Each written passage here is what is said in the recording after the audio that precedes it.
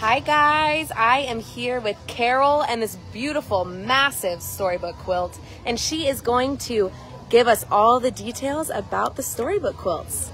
In 2017, our theme was storytelling. And Dan created this poster with the idea of a quilt book being made of quilts. So he actually created this beautiful hand-tooled leather book.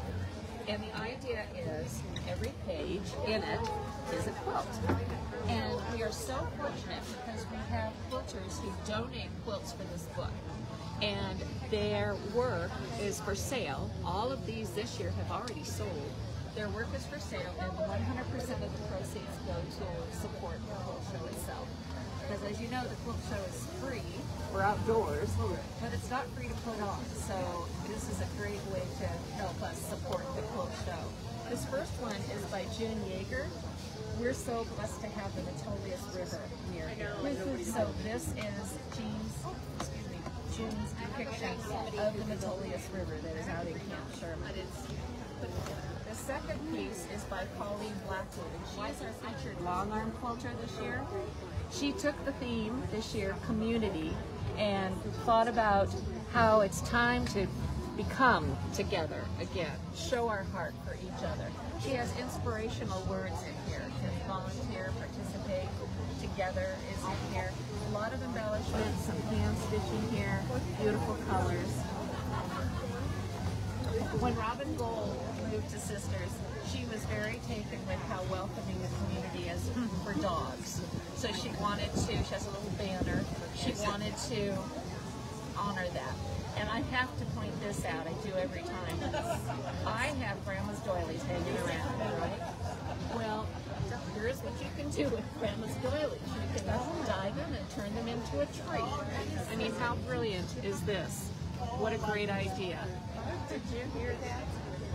And if you know Tony Phillips' work, this is a Tony. This is just such a typical Tony. Tony lives in Camp Sherman, and she always comes up with something very whimsical, fun, bright, cheerful. And in this book, she's also paying some attention to some quilters that she has admired over the years. This is a Freddy Moran design. It's Sue Spargo inspired up here with the addition of the wool and the embellishment.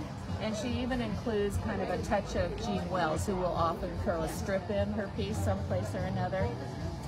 Tony just puts together fabrics that you wouldn't even think work together, but they do when it's a Tony. This is Jean Wells' piece. She created a linoleum cut print and created this ghost tree, she calls it. And then she incorporated some other blocks around it to suggest grasses.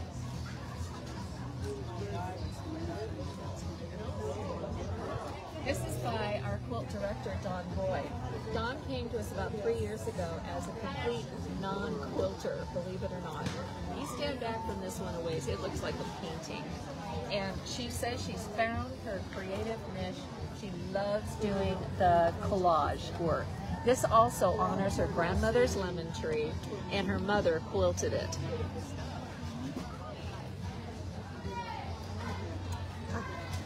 Freddy Moran, if you know Freddy's work, this is a Freddy Moran. Freddy's here this year, she's in her 90s. Big red glasses. She loves black and white and red. And so you'll see this in her quilts. The red, she has the red here in the actual quilting. She's been doing women's faces now for quite a few years. That's kind of her thing these days. Always fun. This is Janteslas. She's on the board of directors. This is a view from her quilt studio in Bend. This is the view she has out her window. She says a good day starts for her when she's in her studio with her cup of coffee and her journal, and of course her view. So those are the quilts we got this year. And like I say, we reuse the book, and we'll have other volunteer donated quilts next year. So it's a great way for us to raise some money and honor these quilters.